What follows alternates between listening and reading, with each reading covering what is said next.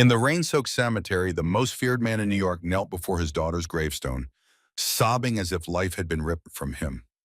What he never imagined was that his little girl was alive and about to reveal a truth that would burn his empire to ashes. The cemetery was hushed, gripped by a chill that seemed to cut through the skin. Dominic Caruso walked alone with dragging steps, his face downcast as if life had departed along with his daughter. His bodyguards stood at a distance, watching their boss, a man who had killed without flinching, who had built an empire on blood and loyalty now broken like a child. It had been 2 months since the Mafia Dawn buried Lily after the tragedy no one could foresee. The 11-year-old girl had gone to spend the weekend at her stepmother Victoria's cabin in the remote woods of the Catskill Mountains, a woman who had always treated her with apparent kindness. But while Victoria was away handling business in the city, a devastating wildfire swept through the area and consumed the house. Firefighters found unrecognizable rubble, and among it the girl's personal belongings. Dominic didn't question it, accepting the death, drowned in grief. Since then, he survived on the almost maternal affection of his wife Victoria, who blamed herself for not being there, and on the firm support of Marco, his brother, 3 years younger and his second in command, who repeated every day, "I'll handle the family business. You just try to stay on your feet. I'm with you, brother." Kneeling before the gravestone, Dominic let the weight of it all crush him at once. He ran his fingers over the cold inscription, murmuring between sobs, "Beloved daughter, rest in peace. How am I supposed to rest, Prince Apessa, if you're not here anymore?" The tears fell unchecked. He pulled a small gold locket from his pocket, the gift he'd given her on her last birthday, and held it as if it were the girl's little hand. "You promised you'd never leave me, remember? And now I don't know how to breathe without you," he whispered with a broken voice, his shoulders shaking. Inside, a whirlwind of thoughts devoured him. What if I'd gone with her? What if I'd sent more men to protect her? The guilt wouldn't leave him in peace. He felt like a failed father, unable to protect the one he loved most. His chest burned with the same fury that had devoured the cabin. "I'd give everything, my girl, everything. My empire, my power, my life, if I could hug you one more time," he confessed, looking at the sky as if expecting an answer. And it was precisely at that moment when the invisible happened. A few yards behind an ancient oak tree, Lily was alive, thin with teary eyes fixed on her father in silence. The girl had managed to escape from where she was held prisoner. Her heart pounded so hard it seemed ready to burst from her chest. Her small fingers clung to the rough bark while discreet tears rolled down her face. Seeing her father like that, the man the whole city feared, the man she knew as invincible, shattered and weeping, was a torture no child should face. She took a step forward, but retreated immediately, swallowing a sob. Her thoughts tumbled over each other. Run, hug him, show him you're alive. No, I can't. If they find out I escaped, they might hurt him too. The dilemma crushed her. She wanted to scream, say she was there, but she knew that hug could cost too dearly. From where she stood, Lilo could hear her father's broken voice repeating, "I promise you, Princessa, I'll go on even if I feel like I have already died inside." With every word, the urge to reveal herself became unbearable. She bit her lips until she tasted blood, trying to contain the impulse. The love that bound them was so strong it seemed impossible to resist. Still she stayed motionless, prisoner of a fear greater than longing. As Dominic rose with difficulty, tucking the locket against his chest like a talisman, Lily closed her eyes and let another tear escape.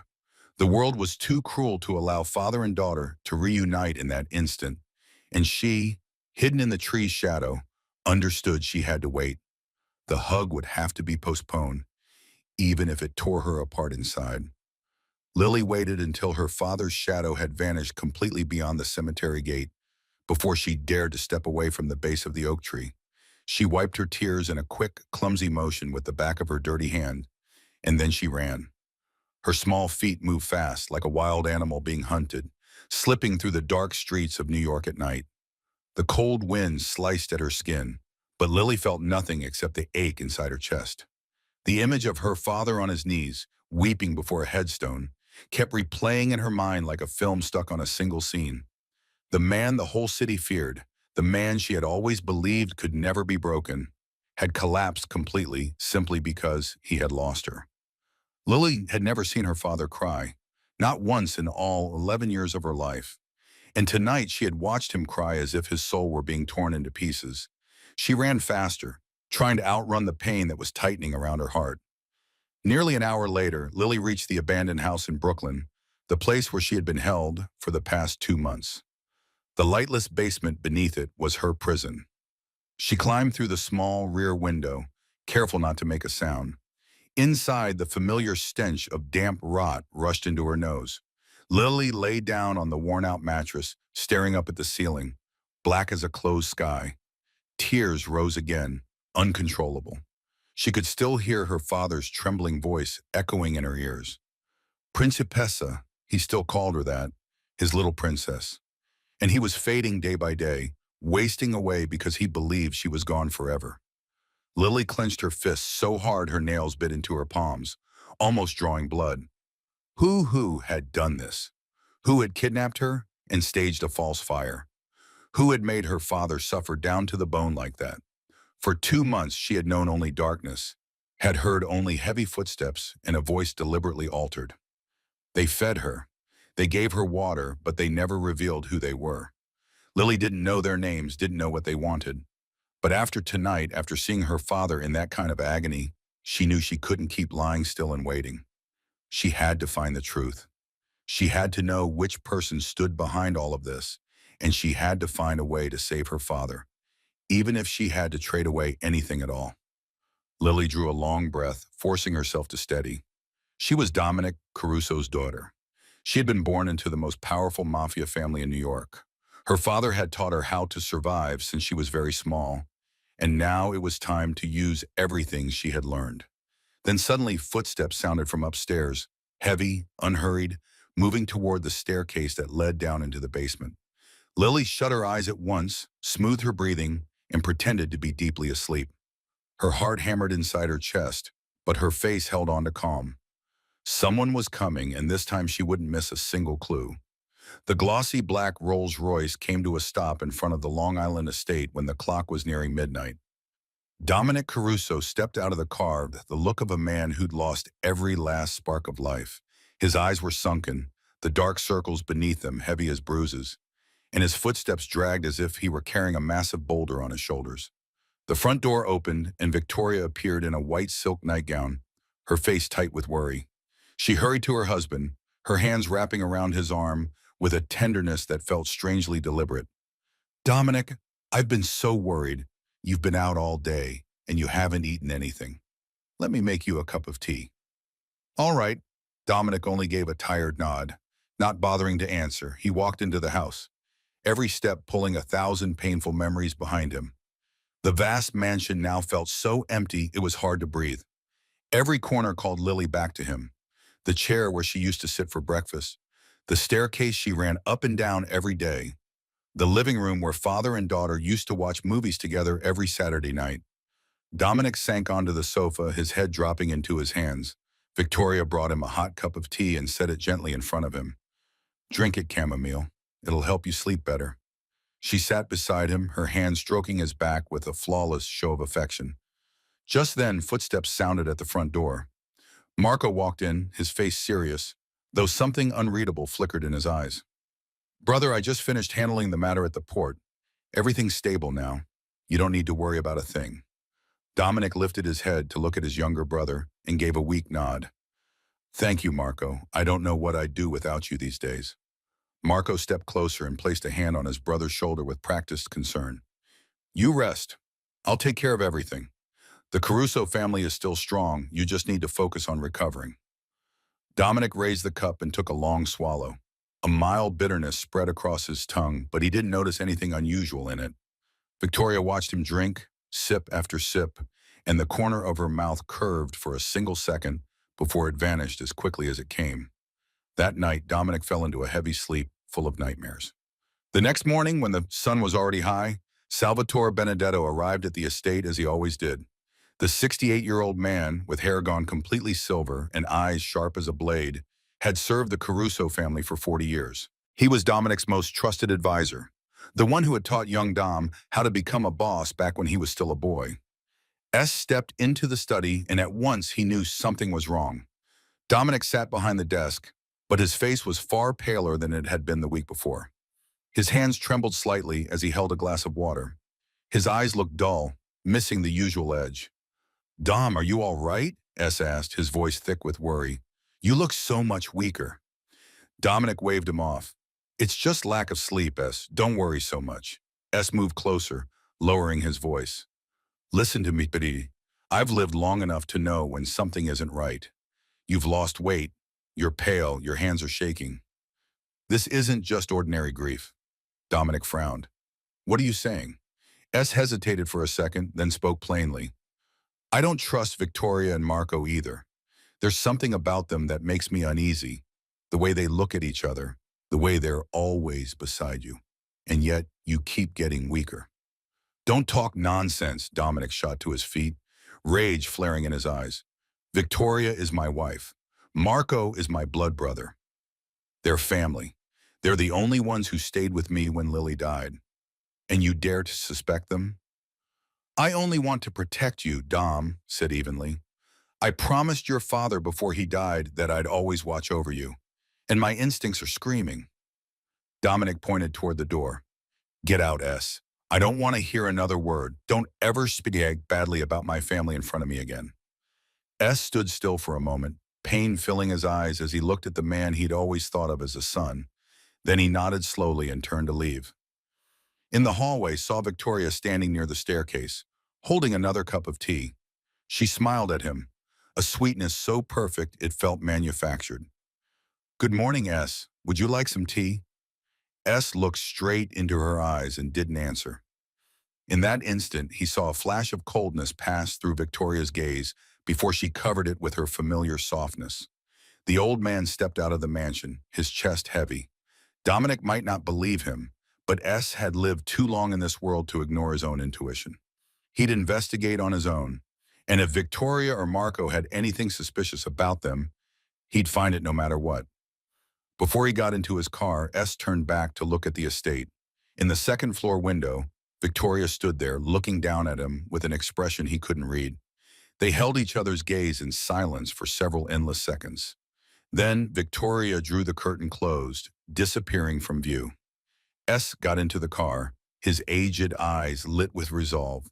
Something was happening inside that mansion, and he was going to uncover the truth, even if it cost him his life.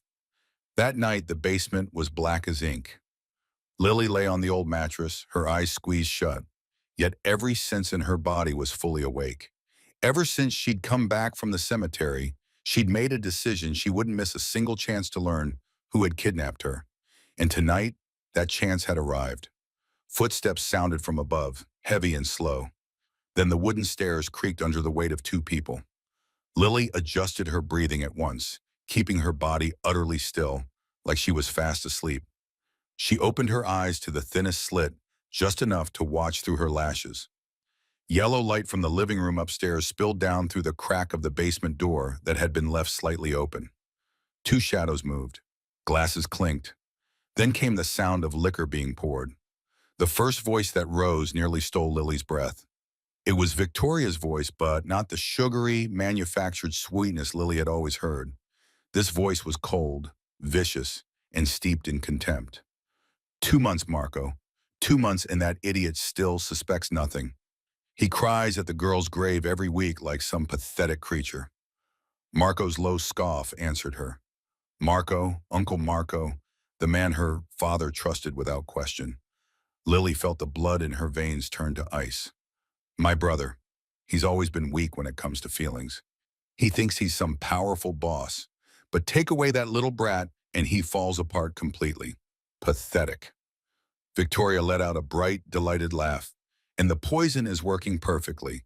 Every cup of tea I make him, every goodnight kiss, he has no idea he's drinking death a little more each day. Just a few more weeks and his heart will fail completely. The doctors will call it grief-induced heart failure. No one will suspect a thing. Lily had to bite down so hard she tasted blood just to keep herself from crying out. Poison. They were poisoning her father every day, bit by bit, Marco went on, his voice thick with greed. And when he dies, the Caruso empire will be ours. You'll be the poor widow who inherits everything, and I'll be the loyal younger brother who steps up to run it all. Perfect. A chair scraped, and then a sound that made Lily nearly vomit. A kiss deep and hungry. Victoria and Marco, her stepmother, and her own uncle. They were lovers. They'd planned it all from the start. I love you, Marco, Victoria whispered between kisses. We're going to have everything. Money, power, and each other. Dominic is just a stepping stone, and little Lily is just an obstacle that needs to be removed. Lily clamped both hands over her mouth, her whole body shaking beyond control. Tears poured down like water, but she didn't dare make a single sound. It felt like the world had collapsed beneath her.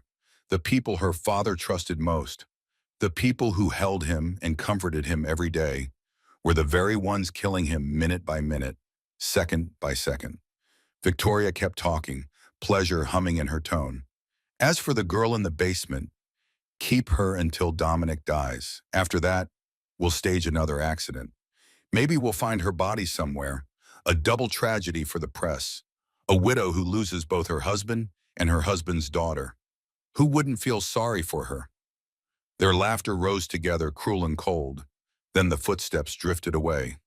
The basement door closed and darkness swallowed everything. Lily lay there, not daring to move for a long time. Only when she was certain they were gone did she slowly sit up, her body still trembling like a frightened animal. Tears wouldn't stop. But inside the mind of an 11-year-old girl, something hard and unbreakable had taken shape.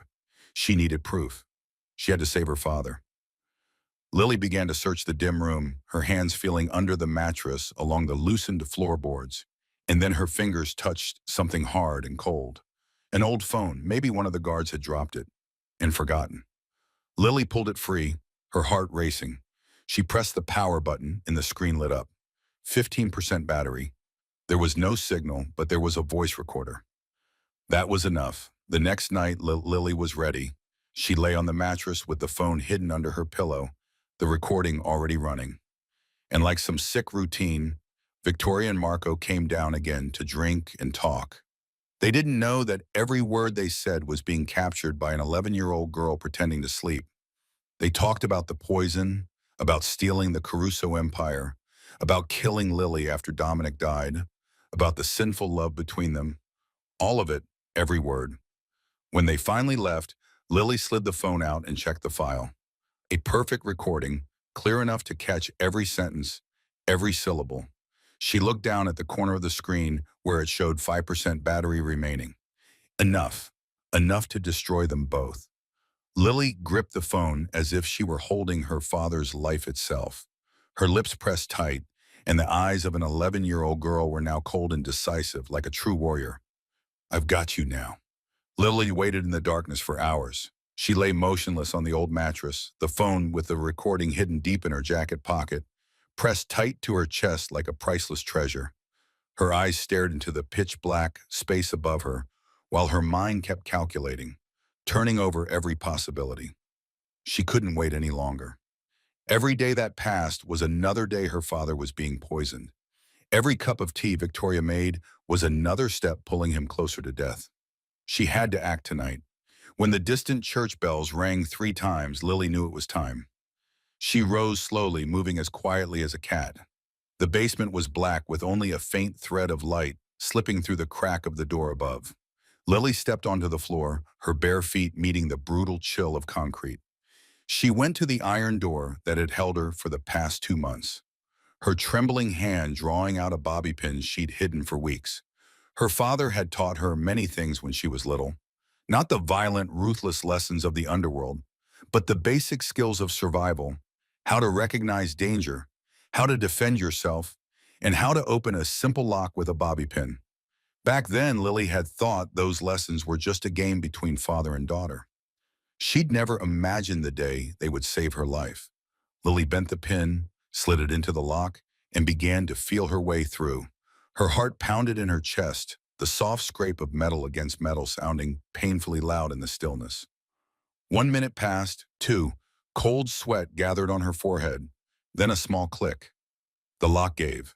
Lily held her breath and slowly pushed the iron door. A faint creak made her freeze for a heartbeat, but there was no reaction from upstairs. She slipped out of the room that had caged her and stepped into the dark corridor leading to the stairs. From above came the steady snoring of the guard. Lily lowered herself, almost crawling along the floor, moving inch by inch. Her eyes had grown used to darkness after 2 months in the basement, letting her make out the obstacles ahead. A broken chair, a few cardboard boxes stacked in a heap, empty liquor bottles scattered everywhere. She moved slowly like a ghost, her breath shallow and even, not daring to make a sound. The stairs were only a few steps away. Lily was almost there when her foot struck a bottle hidden in shadow. It rolled, hit another, and the clinking echoed through the silence. Lily went rigid, her heart seeming to stop. She didn't dare breathe, didn't dare move, didn't even dare blink. Upstairs, the snoring cut off. A shift. A chair creaked. Lily squeezed her eyes shut, her mind already flashing to the scene of being dragged back, punished, and worse than that, the recording being taken. Her father dying without ever knowing the truth. 10 seconds stretched like 10 years. 20, 30. Then the snoring began again, steady and heavy as before. The guard had only stirred and fallen back into drunken sleep. Lily let out a quiet breath of relief, but she didn't let herself relax. She kept moving, more careful than before, her eyes fixed on the floor to avoid every hazard. At last, she reached the stairs and began to climb, one step at a time, placing her feet along the edges of each tread to keep the wood from creaking. When she reached the upper level, Lily pressed herself against the wall and looked around. The guard was slumped on an old sofa, empty bottles at his feet, snoring like thunder. He was dead drunk. Lily slipped toward the back door, keeping as far from the sleeping man as she could. Her hand found the doorknob, cold as ice. She turned it gently, and the door opened without a sound. Night air rushed in, biting cold, yet so fresh it nearly made Lily cry out. The streets of Brooklyn stretched before her, silent and dark under the weak yellow glow of streetlights. A few cars sat parked along the curb. Not a single person in sight. Mama. Lily stepped outside, the night wind brushing through her filthy, matted hair. For the first time in 2 months, she breathed free air. For the first time in 2 months, she wasn't trapped inside four walls. Tears welled, but Lily wiped them away quickly. She wasn't allowed to cry. Not yet. She looked back at the abandoned house one last time, the place that had held her through 60 days of hell. Then she turned away and began to run. Running toward the faint light at the end of the street, toward the only person who could help her save her father. Brooklyn at 3 o'clock in the morning was a completely different world. There were no blaring horns, no rushing crowds, only darkness and a frightening silence that wrapped itself around every corner. Lily ran along the sidewalk, her bare feet striking the icy pavement, each step stabbing her skin like needles. She had no shoes, no coat, only the thin clothes she'd worn for the past 2 months, and the phone with the recording pressed hard against her chest. The night wind came in bitter gusts, slicing through the fabric as if nothing stood in its way. Lily trembled, but she didn't stop. She couldn't stop. In her mind, a single address kept repeating like a prayer.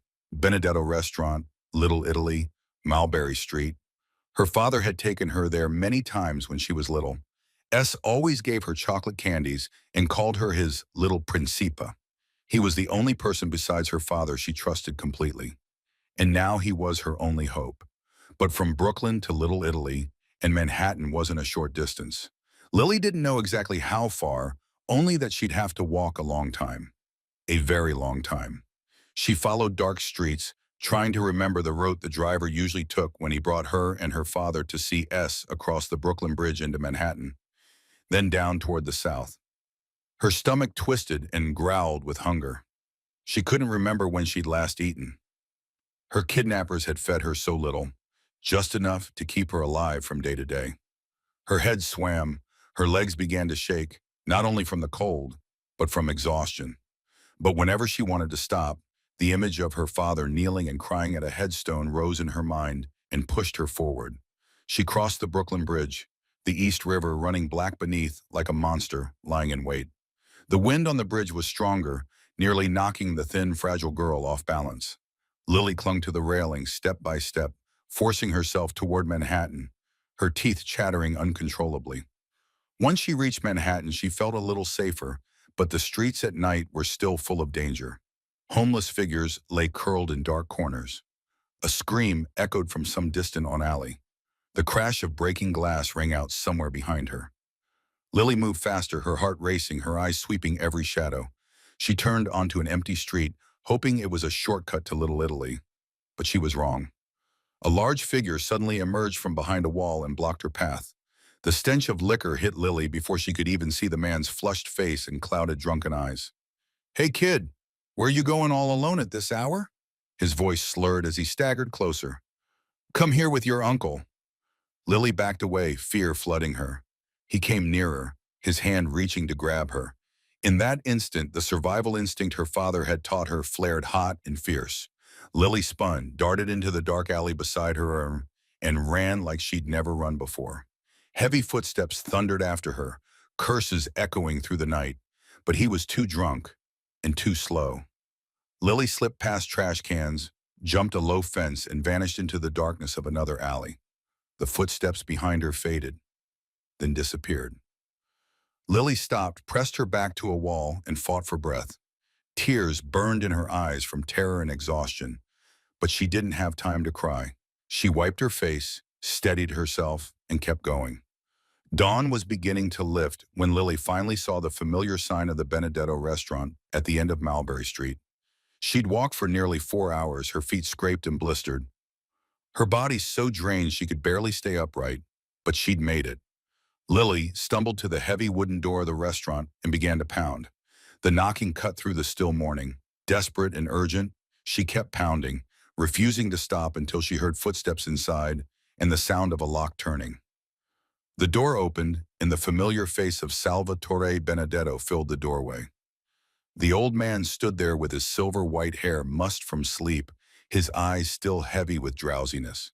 But the moment he saw the thin, filthy, ragged little girl in front of him, his eyes widened wider and wider, as if he were staring at a ghost.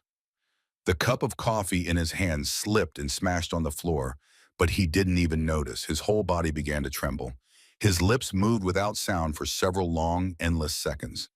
Then at last, his voice came out, rough and shocked. "Madonna Lily," so frozen in the doorway for several seconds, as if time itself had stopped moving. Then the instinct of a man who'd spent his whole life in the underworld snapped him back to reality. He pulled Lily inside quickly, slammed the door, and locked it tight. His aged hands trembled as they touched her shoulders, as if he was afraid she was only an illusion and might vanish at any moment. You're alive!" S's voice came out rough and broken, tears already gathering in eyes that had witnessed too many tragedies to count. "Dear God, you're alive." He wrapped Lily in a fierce embrace, her small, fragile body shaking nonstop in his arms. Lily began to sob, the sobs she'd held back for 2 long months finally breaking free. She cried from fear, from exhaustion, from the ache of being alone, and from the overwhelming relief of finally finding a safe place. S guided her deeper into the restaurant and settled her into a chair near the fireplace. He rushed to grab a thick blanket and wrapped it around her chilled body, then hurried into the kitchen to warm a bowl of soup left from the night before. He set the steaming bowl in front of Lily along with a few slices of bread and a glass of warm milk. "Eat, sweetheart, eat, and then tell me everything." Lily lifted the spoon, her hands shaking so badly she almost spilled the soup. She was so hungry she could barely control herself. Each spoonful slid down her throat, warm and rich, better than anything she'd been given in the last 2 months. She finished the soup, ate every bite of bread, and drained the milk. S sat across from her in silence, his eyes never leaving the child he'd believed was dead. When she was done and warmth finally began to seep back into her body, Lily started to speak. She told him about the night she'd been taken from the cabin, about the dark basement in Brooklyn, about 2 months of captivity wrapped in fear and loneliness. She told him about slipping out to the cemetery to watch her father cry, about the pain that tore her apart when she couldn't run to him and hold him. And then she told him about the fateful night she'd overheard the conversation between Victoria and Marco. When Lily said those two names, S's expression changed completely. Shock turned to disbelief, and disbelief hardened into fury. his hands curled into fists, his knuckles turning white. Victoria and Marco. S ground the words through his teeth, his voice sounding like the growl of an old animal cornered and enraged. Those venomous snakes, Lily went on, her voice trembling. They're poisoning my father, S.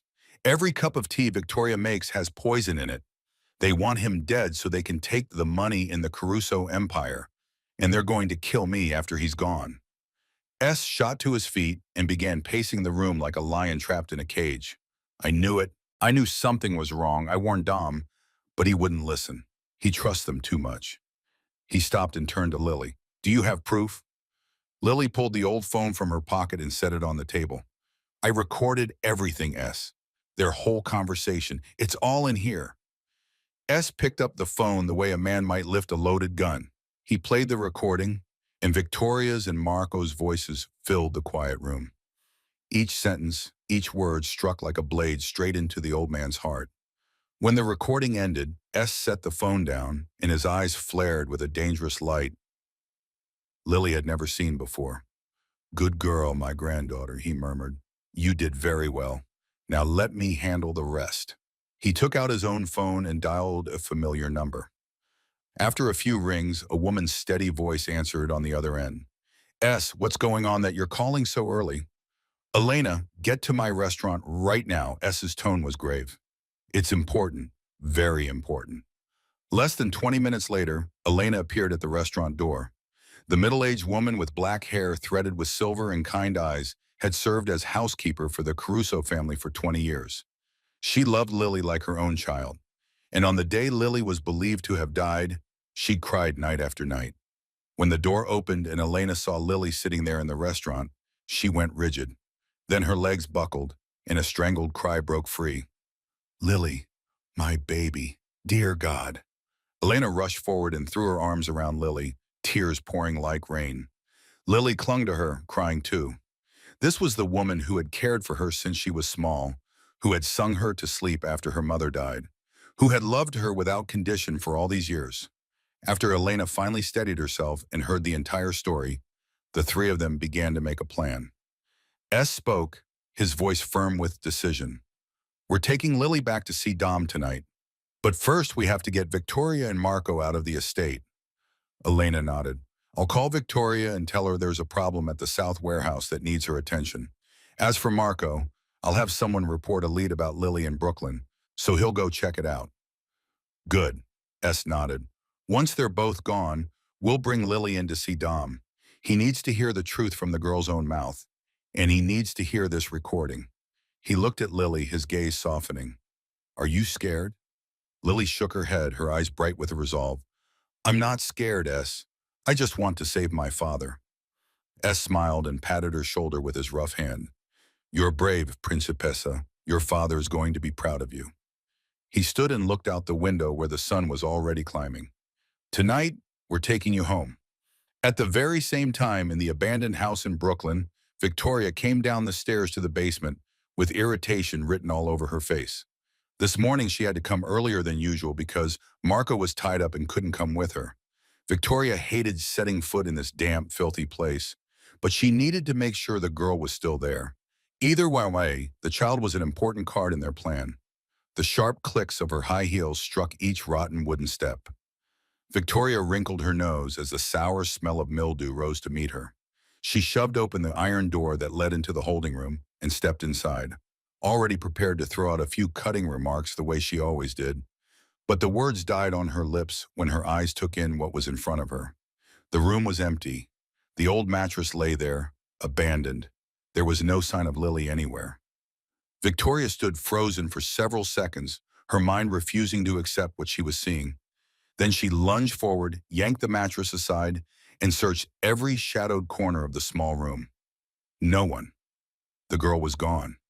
No, it can't be, Peggy, Victoria whispered, her voice shaking. She ran back up the stairs and stormed into the living room where the guards sat drinking beer and watching television. Where is she? Victoria screamed, her eyes blazing. Where's the little brat? The guard jolted, nearly spilling the bottle in his hand. Huh? What girl? You mean the kid downstairs? She's still down there. I didn't hear a thing. She's not there anymore, you idiot! Victoria shrieked, her face turning purple with rage. You let her escape. What the hell were you doing all night?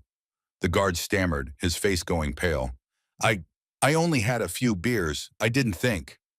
Victoria didn't bother to listen. She yanked out her phone and dialed Marco, her hand shaking so badly she had to press the numbers again and again before she got it right. Marco answered on the second ring. What is it? She's gone. Victoria's voice went high with panic. The little one. Lily, she's gone. The cell is empty. What? Marco's voice roared through the phone. What did you just say? I'm saying she's not here anymore, Victoria shouted back, tears starting to gather from fear. She vanished, escaped the basement. I don't know where she went or when. Silence hung on the other end for several seconds. Then Marco's fury broke loose. Find her. Find her right now. Get every one of our men moving. Tear the whole city apart if you have to. Bring that girl to me. Victoria swallowed hard, her voice tight. Marco, what if she talks? What if she goes to the police? Or worse, what if she finds a way to contact Dominic? We're finished. Marco ground his teeth, forcing his rage under control. Listen, she's just an 11-year-old child. No money, no phone, no sense of the city. She can't have gone far. She's got to still be somewhere around Brooklyn. But there is no if, Marco cut in. I'm sending men to sweep all of Brooklyn right now. You go back to the estate and keep playing the devoted wife. Dominic can't suspect a thing. I'll handle this. Victoria drew a deep breath, trying to steady herself. All right, but hurry, Marco. Every minute that passes is another minute of danger. I know, Marco snarled. Now hang up and do what I told you. The call ended. Victoria stood in the messy room with unease twisting in her stomach. She looked at the guard who had shrunk in fear, and she delivered a cold sentence. If this falls apart, you'll be the first one to die. With that, she turned on her heel, walked out, climbed into her car, and sped back toward the Long Island estate. Meanwhile, Marco had already begun mobilizing his men. He ordered dozens of them to spread through Brooklyn to check every alley, every bus stop, every place a child might hide. He couldn't believe an 11-year-old girl could get far without being seen. But Marco was wrong. He didn't know Lily wasn't an ordinary child. She was Dominic Caruso's daughter, raised to survive in the brutal underworld. And more than that, he didn't know Lily had walked all night, crossed the Brooklyn Bridge, and was now sitting safely inside Salvador Benedetto's restaurant in Little Italy, far beyond his reach. The hunt had begun, but they were searching in the wrong place, and time wasn't on the side of the betrayers. That evening, everything began to move exactly according to plan. Elena stood in the kitchen of the Long Island estate, phone in hand, her heart hammering. Yet her voice held the calm she needed. She dialed Victoria's number and waited. Victoria answered on the third ring, her tone sharp with irritation. What is it, Elena? I'm busy. Elena drew a deep breath and spoke with a worry that was perfectly performed. Ma'am, there's a serious problem at the South Warehouse. One of the shipments has been held by customs for inspection. They're demanding to speak with someone in authority to resolve it. I didn't know who else to contact, so I called you. Victoria frowned, glancing toward the living room where Dominic sat reading the newspaper with a weary, hollow look. She didn't want to leave right now, especially with Lily still not found. But business couldn't be ignored, not when she was trying to tighten her grip on the Caruso empire. Why didn't you call Marco? Victoria snapped. I tried, but he isn't answering, Elena replied, keeping the concern in her voice. They said if no one shows up within an hour, they'll open the cargo and inspect it. And you know what's in there. Victoria clenched her teeth.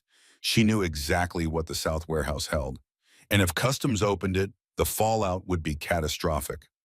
Fine, I'll go right now. Victoria hung up and walked over to Dominic, pressing a kiss to his forehead with a tenderness that was entirely fake. Baby, I have to go deal with something at the warehouse. You rest. All right. Dominic only nodded, too tired to ask anything else. He was far too drained to care about anything beyond the grief of losing his child. Victoria grabbed her car keys and walked out, unease twisting inside her, but she had no other choice. Almost at the same moment, Marco was sitting in his vehicle directing the search for Lily when his phone rang. One of his men reported, "Boss, someone spotted a little girl matching the description near the old industrial district in eastern Brooklyn. She's hiding in an abandoned warehouse." Marco sat up straight, his eyes lighting. "You're sure?" "Pretty sure, boss. But we need someone to confirm." Marco didn't hesitate. "I'm coming now." He ordered the driver to turn the car around and race toward Brooklyn. He didn't know the tip was false, arranged by S to send him chasing the wrong trail. Back at the Long Island estate, Dominic was now completely alone. Elena had cleverly sent the other staff home early, claiming she would handle the boss's dinner herself. The vast mansion sank into silence with only the tick of a clock echoing through the empty space. A few hundred meters away, S's black car sat hidden behind a line of tall trees. Inside, S was behind the wheel, his aged eyes fixed on the estate gate without blinking. Beside him, Lily sat in silence. Her hands clenched together so tightly her knuckles had gone white. Her heart raced. In only a few minutes, she'd see her father again. Victoria's car shot out through the gate, turned left, and vanished down the road. S nodded, but he still didn't move. He waited.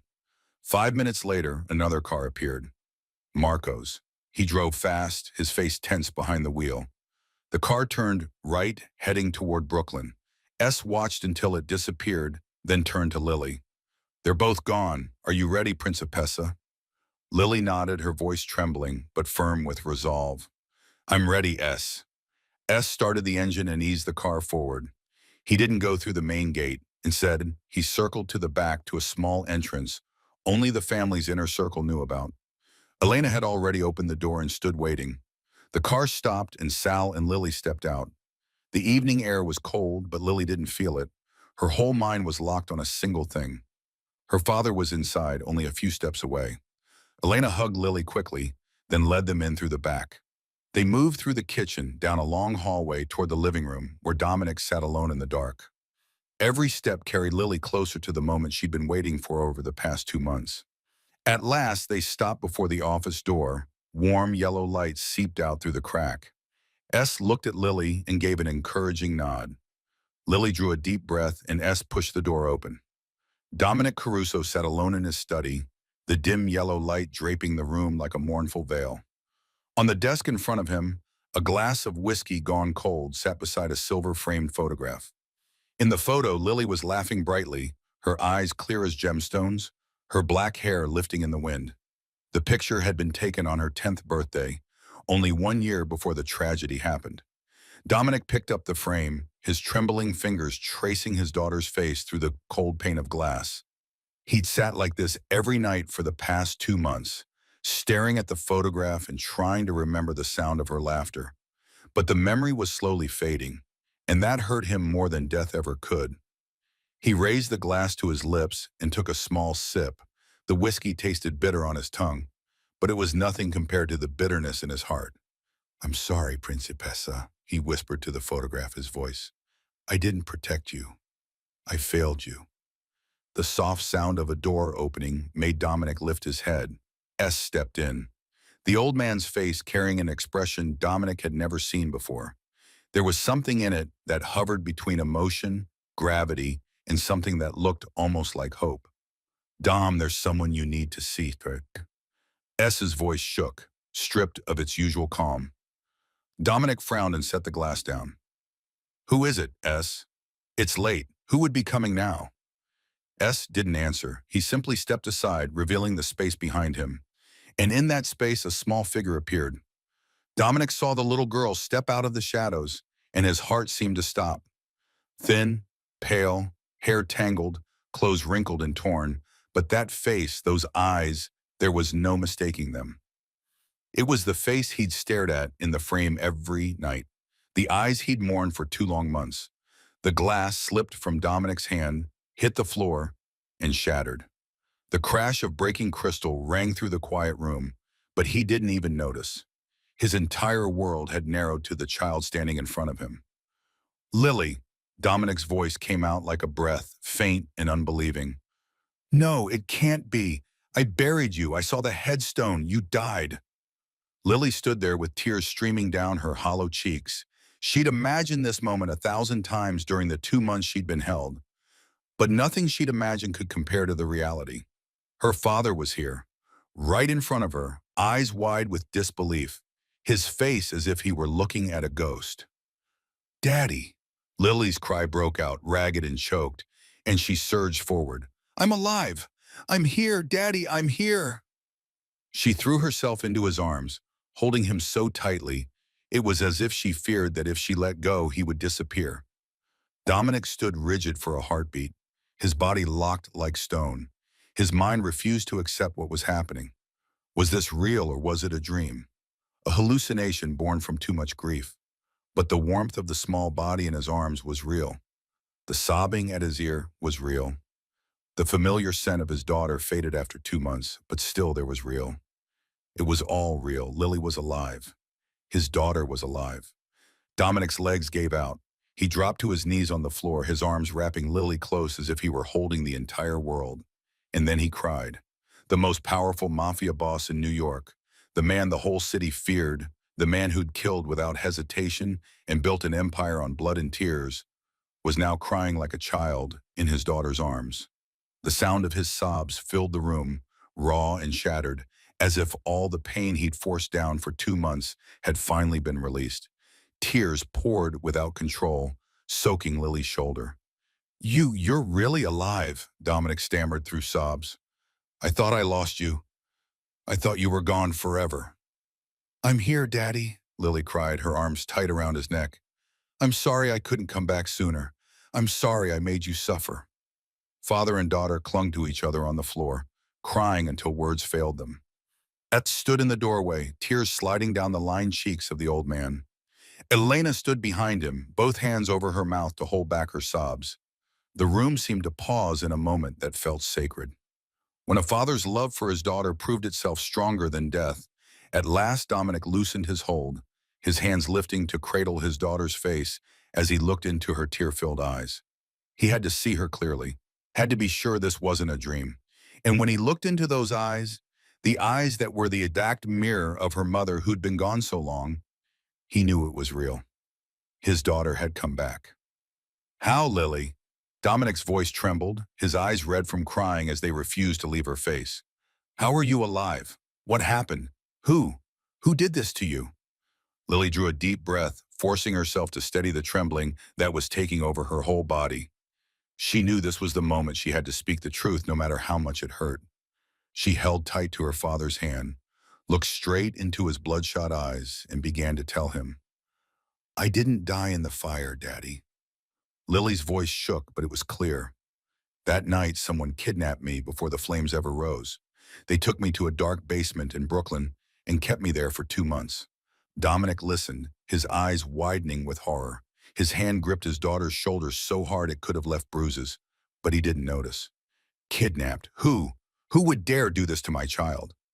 "I didn't know at first," Lily continued, her voice catching. "They always covered their faces, always changed their voices. I lived in fear every day, not knowing who they were, not knowing what they wanted. But then one night I heard them talking." Dominic shuddered, not from cold, but from a fear rising inside him, a fear of what he was about to hear. "Who, Lily?" His voice was almost a plea. "Tell me, who did this to you?" Lily didn't answer with words. Instead, she pulled the old phone from her pocket, the one nearly out of battery, but still carrying the most brutal truth of all. She pressed play and set it on the desk between them. Sound spilled into the room's heavy silence. First liquor being poured, glasses clinking, then a voice. A woman's sweet voice Dominic knew better than anyone. Victoria's voice. 2 months, Marco. 2 months. And that idiot still suspects nothing. He cries at the girl's grave every week like some pathetic creature. Then came Marco's voice, Dominic's own brother. "My brother. He's always been weak when it comes to feelings. He thinks he's some powerful boss. But take away that little brat and he falls apart completely. Pathetic." Dominic sat there like stone. His eyes stayed fixed on the phone. But he wasn't really seeing it. Every part of him was locked on the words pouring out, each sentence like a knife driving straight through his heart. "And the poison is working perfectly," Victoria continued, pleasure bright in her voice. "Every cup of tea I make him, every good night kiss, He has no idea he's drinking death a little more each day. Just a few more weeks and his heart will fail completely. The doctors will call it grief-induced heart failure. No one will suspect a thing. Dominic's face changed by the second, from grief to shock, from shock to disbelief, and then from disbelief into something far more terrifying. A frozen, ruthless fury, the kind that only lives inside a mafia boss when he's been betrayed by the people closest to him. And when he dies, the Caruso Empire will be ours, Marco said, greed in his voice. You'll be the poor widow who inherits everything, and I'll be the loyal younger brother who steps up to run it all. Perfect. A kiss sounded in the recording, followed by Victoria's whisper, soft and intimate. I love you, Marco. We're going to have everything. Money, power, and each other. Dominic is just a stepping stone, and little Lily is just an obstacle that needs to be removed. The recording ended. The room sank into a deadly silence. No one dared breathe too hard. S stood in the corner, his hands clenched so tightly his knuckles had turned white. Elena covered her mouth, tears streaming down her face. And Lily, the little girl, watched her father with a worried gaze, not knowing how he would respond. Dominic didn't move for a full minute. His eyes stared into nothing, as if his soul had stepped out of his body. Then he spoke, his voice low and so cold the room itself seemed to freeze. My own brother, my wife. Each word came slowly, heavy as stone. The ones I trusted most in this world, the ones I gave everything to. And they betrayed me. They kidnapped out my daughter. They poisoned me day after day. They want me dead. Dominic rose slowly. His body was still weak after 2 months of poison, but a new fire was burning in his eyes now. Not the fire of grief and despair, the fire of hatred and vengeance. He turned to S, his voice ice cold, but carrying the authority of a true boss. Gather everyone, every capo, every man we have, the main warehouse, 2 hours from now. S nodded, said nothing, pulled out his phone, and began to call. Dominic turned to the family photo on the wall, the one showing Victoria and Marco. His eyes were as cold as a snake's, poised to strike. Then he looked down at Lily, and for a heartbeat, his gaze softened. He knelt to her level and took her shoulders in his hands. You did very well, Principessa. His voice was deep, steady, full of resolve. You saved my life. Now let me handle the rest. Lily looked into her father's eyes and saw not only love, but something frightening too. It was the gaze of Dominic Caruso, the most powerful mafia boss in New York, a man about to unleash his wrath on anyone who dared touch what he loved most. Dominic stood and slipped into his familiar black suit jacket. His body was still weak, but his steps were firm now, heavy with command. He had come back to life, not from physical death, but from the spiritual death that had held him prisoner for 2 months. He looked back at Lily one last time before he walked out the door, the corner of his mouth lifting into a cold smile. Watch your father do what he does best, Prince Asa. The Caruso family's main warehouse sat out in the western outskirts of the city, a massive red brick building that had witnessed countless meetings where the fate of an entire underworld empire was decided. Tonight it was lit up again with dozens of glossy black cars packed into the lot out front. Victoria and Marco arrived almost at the same time, both summoned by Dominic in an urgent call. Victoria stepped out of her car first, her face tight with worry, though she fought to keep it under control. Marco came to her side, whispering fast. What's going on? Why an emergency meeting like this? I don't know. Victoria shook her head, her lips pressed thin. But I've got a bad feeling. The girl, have they found her? Not yet, Marco ground out. The men have combed all of Brooklyn and there's no trace, like she evaporated. Victoria drew a deep breath, forcing herself to steady. All right, stay calm. Maybe this meeting has nothing to do with the girl. Dominic still doesn't know anything. Just act normal. They walked into the warehouse, and the moment they did, they felt the tension inside, thick enough to choke on. Every capo in the Caruso family was there, seated in 2 lines along a long table. Their faces were hard, and not a single man spoke. Yellow light poured down and threw long shadows, turning the scene into something like a medieval trial. At the head of the table, Dominic sat in his familiar chair. He looked exhausted as always, his face pale, his eyes sunken. Victoria felt a small wave of relief at the sight of her husband's weakness. The poison was still doing its work. He still suspected nothing. Victoria and Marco took their seats, forcing their faces into the most normal expressions they could manage. Marco nodded greetings to the capos around him, while Victoria set a hand on Dominic's shoulder with perfectly performed concern. "Baby, what is it? Why did you call everyone in so urgently? I'm worried." Dominic didn't look at her. His gaze moved across every face in the room, slow and measuring.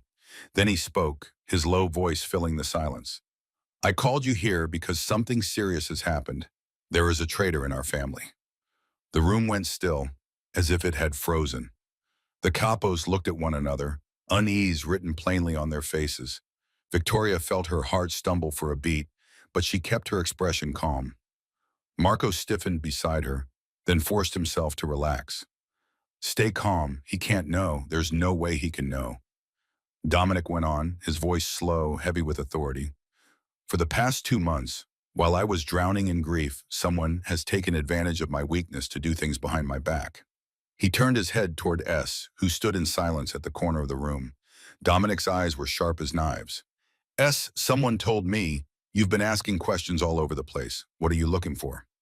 Victoria almost couldn't stop the smile that wanted to rise to her lips. She glanced at Marco and saw his own relief flicker. So Dominic suspected S. That old bastard had finally been found out. Everything was still under control. S stepped forward and bowed his head to Dominic with respect. "Don, I only wanted to protect you. I saw something that didn't feel right, and I wanted to find out what it was." "Protect me." Dominic raised an eyebrow, his tone edged with suspicion. "Protect me from what?" S was silent for a moment, as if choosing his words. Victoria and Marco exchanged a victorious look. They were ready to watch the old man be punished for daring to stick his nose where it didn't belong. But then Saul lifted his head and a strange smile flickered across his mouth. "Don, I wanted to protect you from the people who mean to harm you. And tonight, I've brought you the answer." Dominic nodded slowly, his gaze sliding over Victoria and Marco for a brief instant before returning to the back door. "All right, then show me your answer." The back door of the warehouse opened slowly, and out of the darkness stepped a small figure. Lily Caruso, the girl everyone believed had died in the fire 2 months ago, stood there alive, her eyes fixed on Victoria and Marco with a coldness far beyond her 11 years. The room looked as if it had been struck by lightning. The capos stared, mouths open, unable to believe what they were seeing. A murmur rose like waves, and Victoria and Marco, the two people who'd thought victory was already in their hands, sat there like stone. Victoria's face went paper white, her red lips trembled without sound. Marco wasn't any better, his eyes wide with terror, his hands gripping the chair so hard his knuckles turned white. All the blood seemed to drain out of the two betrayers at once. Dominic rose slowly, and for the first time that night, he smiled. But it wasn't a smile of joy. It was the smile of a wolf looking at prey that had already walked into the trap. "Lily, my daughter," Dominic said, his voice warm when it reached her, but ice cold as it passed over Victoria and Marco. "Let everyone hear what you heard." Lily walked to the center of the room, her small hand gripping the old phone as if she were holding a loaded gun. She didn't tremble. She didn't look afraid. Her eyes swept over Victoria and Marco with a coldness no 11-year-old child should ever have to carry. 2 months in hell had made her into someone else entirely. She set the phone on the table, pressed play, and stepped back to stand beside her father. The sound spilled into the warehouse's breathless silence. First came the pour of liquor, the clink of glasses. Then Victoria's voice rose, sweet and venomous at the same time. 2 months, Marco. 2 months, and that idiot still suspects nothing. He cries at the girl's grave every week like some pathetic creature. The capos began to murmur, their expressions shifting from shock to disbelief. Marco's voice followed on the recording, thick with contempt. "My brother, he's always been weak when it comes to feelings. He thinks he's some powerful boss, but take away that little brat, and he falls apart completely." Pathetic. Faces around the table started to change. Men turned to look at Marco with eyes that had once been reserved for enemies. The recording continued, Victoria's voice sharp and unmistakable. And the poison is working perfectly. Every cup of tea I make him, every good night kiss. He has no idea he's drinking death a little more each day. The room stirred like a rough sea. A few capos shot to their feet, fists clenched.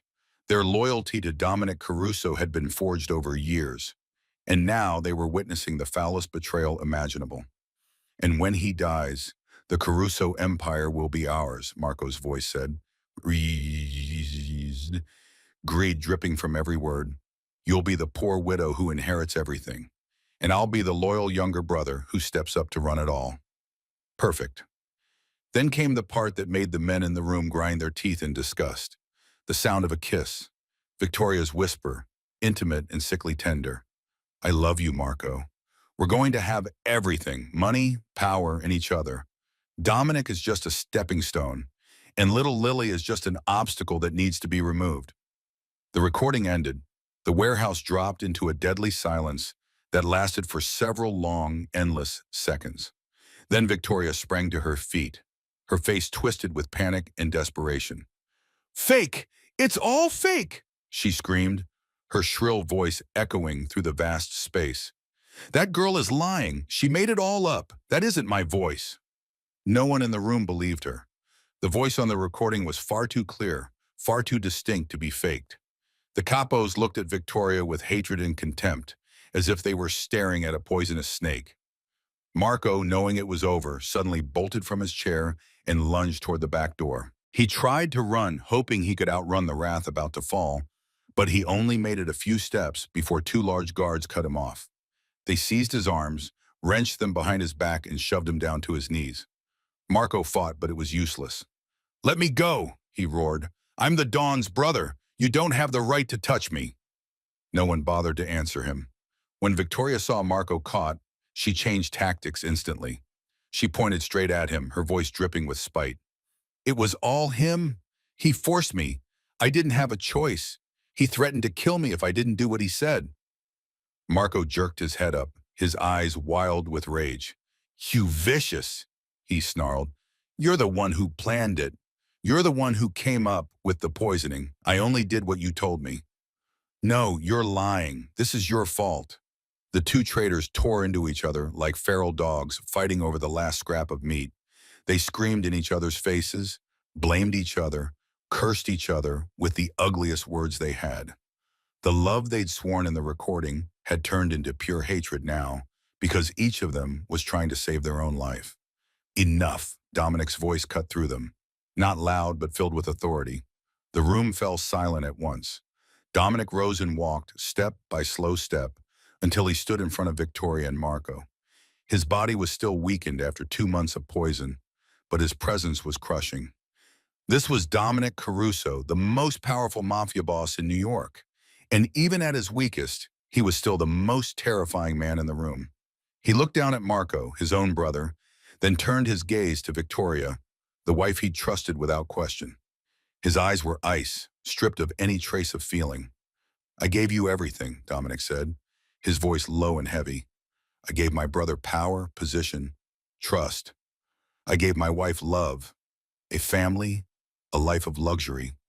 And you repaid me by kidnapping my daughter, poisoning me day after day, and planning to steal everything I built. He paused and looked toward Lily, who stood silently beside S. His gaze softened for a single moment when it reached his child, then sharpened again as it returned to the two betrayers. My daughter, 11 years old, showed me what loyalty is. She was held for 2 months alone in the dark, but she didn't give up. She found a way to gather proof, escape, and save my life. An 11-year-old child has more loyalty and courage than the two of you put together.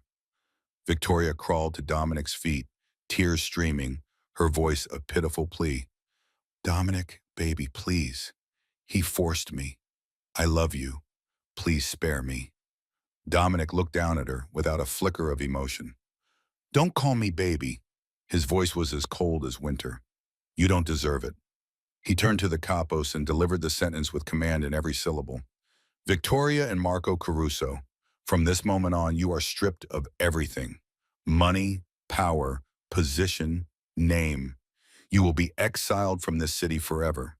If you dare return, death will be the only thing waiting for you." "No," Marco shouted. "You can't do this to me. We're blood." Dominic looked at his brother one last time, his eyes hard as stone.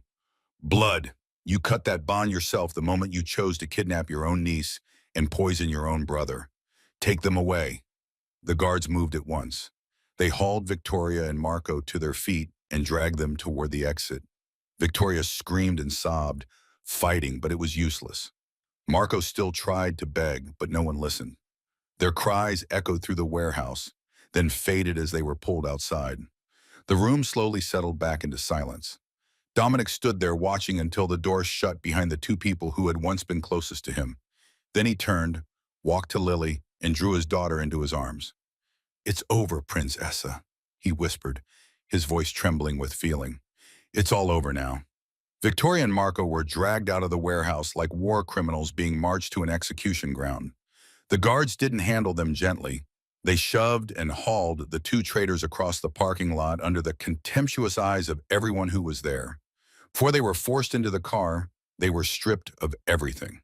Victoria's diamond wedding ring was yanked off her finger, and the Rolex worth tens of thousands of dollars on Marco's wrist was taken without a flicker of mercy. Credit cards, wallet, phone, car keys, all of it was confiscated.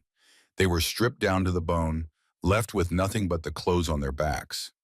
Two black vehicles took them out of the city under the tight supervision of Dominic's most loyal men. The order had been given in plain, unmistakable terms. Take them to the border and make sure they never come back. If either of them ever set foot in New York again, kill them on sight. No questions.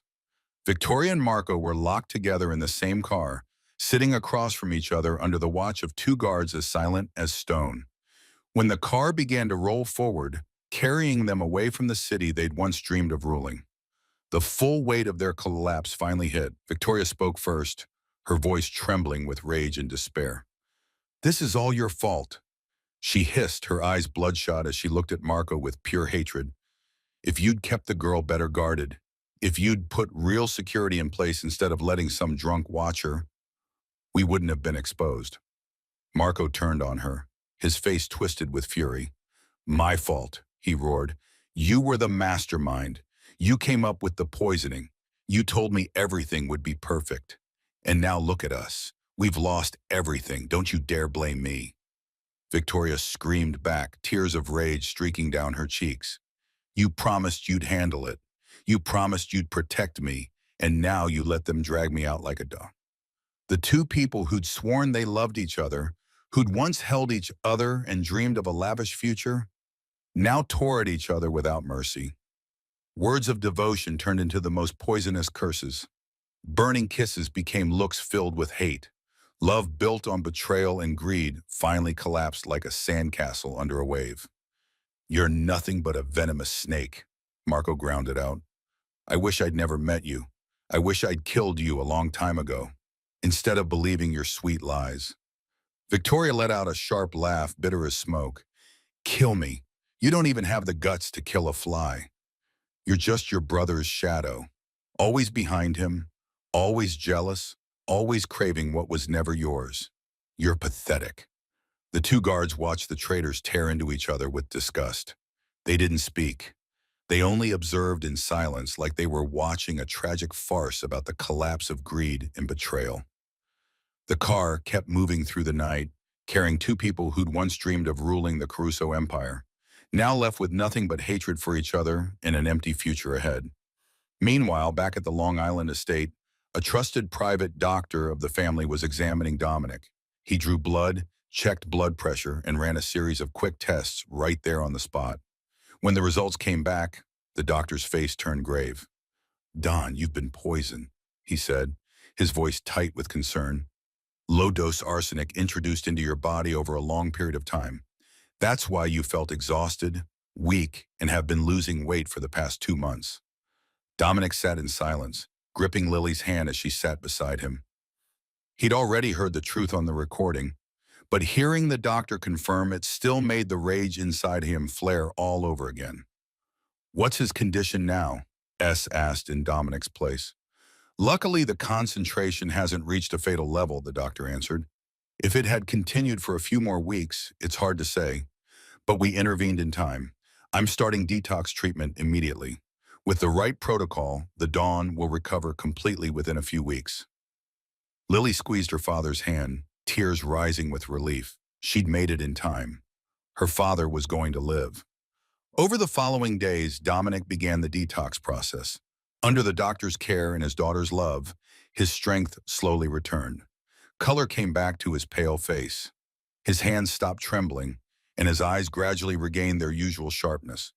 At the same time, word of Victoria's and Marco's betrayal spread through the New York Mafia world. Other families looked at Dominic Caruso with a new kind of respect. Not because he'd punished traitors, but because he'd shown that even at his weakest, he was still a man who couldn't be defeated. S took over day-to-day leadership.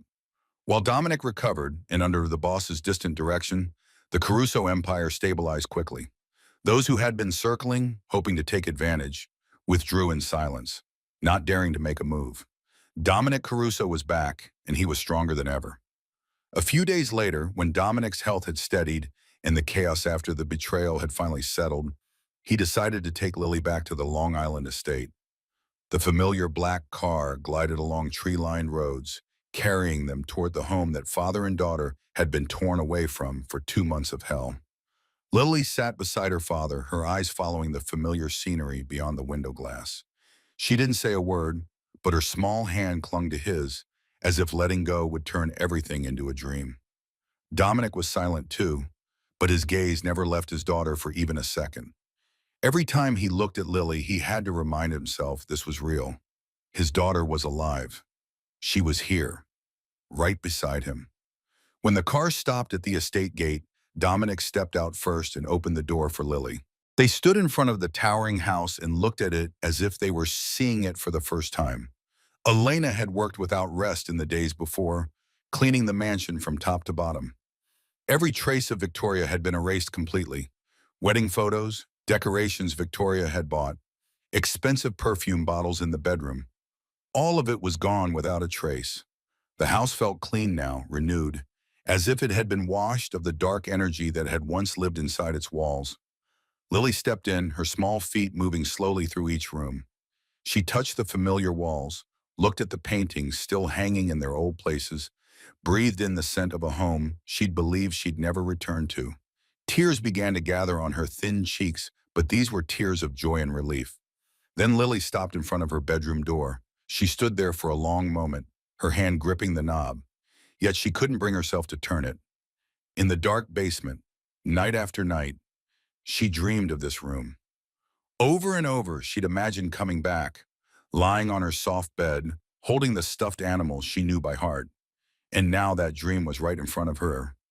Lily drew a deep breath and pushed the door open. The room appeared whole and untouched, just as it had been the day she left. The little bed with her favorite pink sheets, the bookshelf packed with fairy tales she'd read every night, the desk with colored pencils and her sketchbook, and on the bed, the large brown teddy bear she'd slept with since she was 3 still lay there, waiting for her to come home. Lily ran to it, wrapped her arms around it, and broke into sobs. I thought I'd never see these things again. Her voice shook, tears soaking into the bear's soft fur. I thought I was going to die in that dark basement. I missed home so much. I missed my room.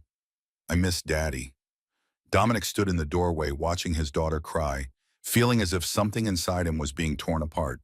He stepped in, knelt beside Lily, and pulled her into his arms. He held her tight, letting her cry against his shoulder, and he couldn't stop the tears sliding down his own cheeks. I did too, Prince, Dominic whispered, his voice thick. I thought I'd never see you again. Every day that passed, I felt a part of me die, but you came back. You came back to me. Father and daughter held each other in the small room, crying for the months they'd lost, crying for the pain they'd endured, and crying from the sheer joy of being together again. Elena stood outside the door, quietly wiping her eyes, then closed it softly, giving them privacy. When the tears finally eased, Lily climbed onto the bed, still hugging the teddy bear close. She pulled the blanket up, her head sinking into the familiar softness of her pillow.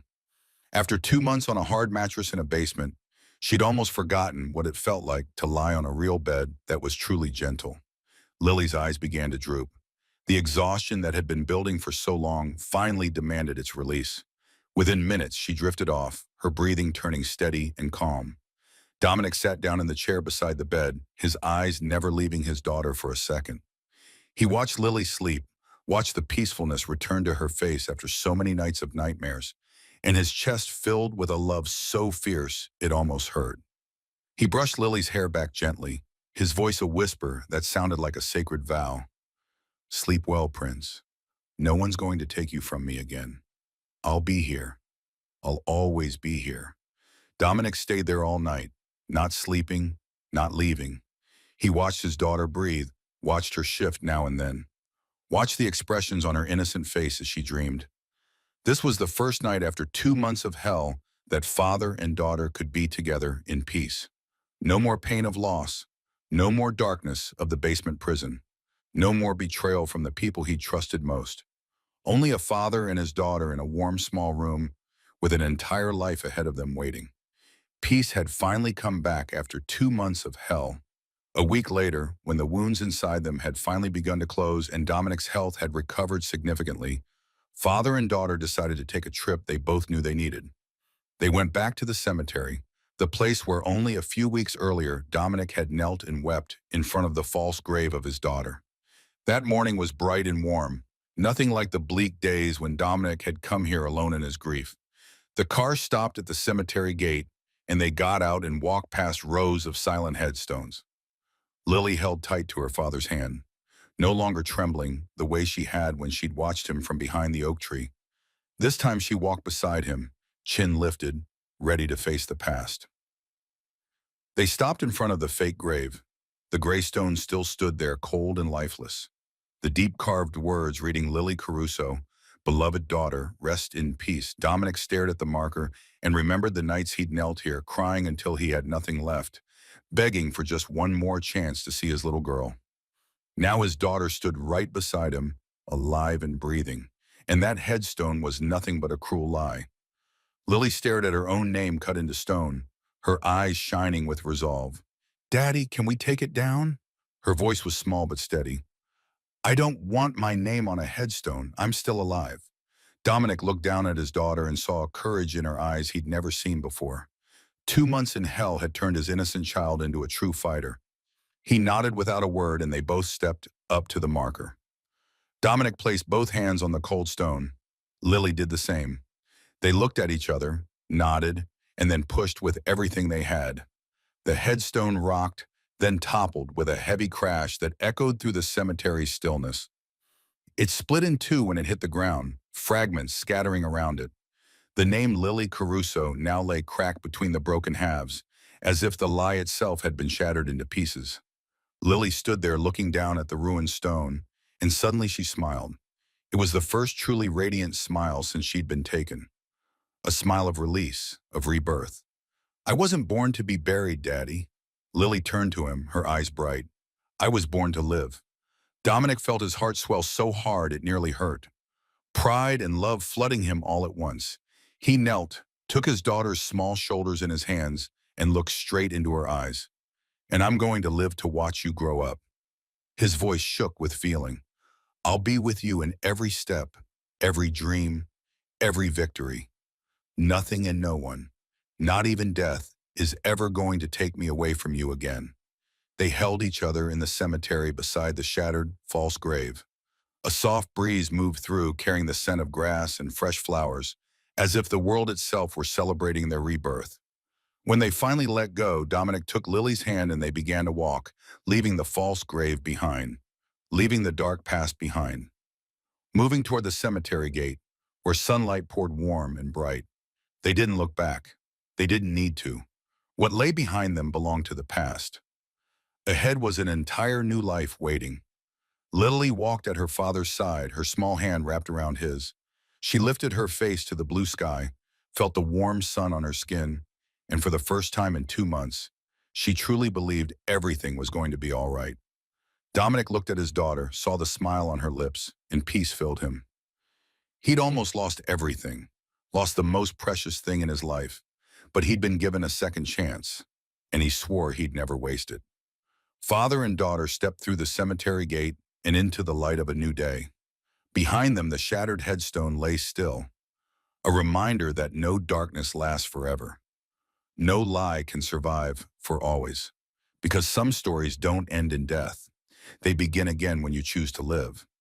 The story of Dominic and Lily has come to a close, but the lessons it leaves behind will echo on. It's a lesson about the boundless love of a father for his daughter, a lesson about the extraordinary courage of an 11-year-old girl who refused to surrender to adversity, a reminder that betrayal can come from the people you trust most, but real love will always find its way back home. And above all, it's a lesson in rebirth, in the truth that it's never too late to begin again, no matter how deep you've fallen. If this story touched your heart, please hit like and share it with the people you love. Don't forget to subscribe and turn on notifications so you won't miss our next emotional videos every day. We want to know how you feel about this story. Did it remind you of someone in your own life? Have you ever had to face betrayal from people you trusted? Or are you also searching for rebirth after dark months of your own? Share your thoughts in the comments below.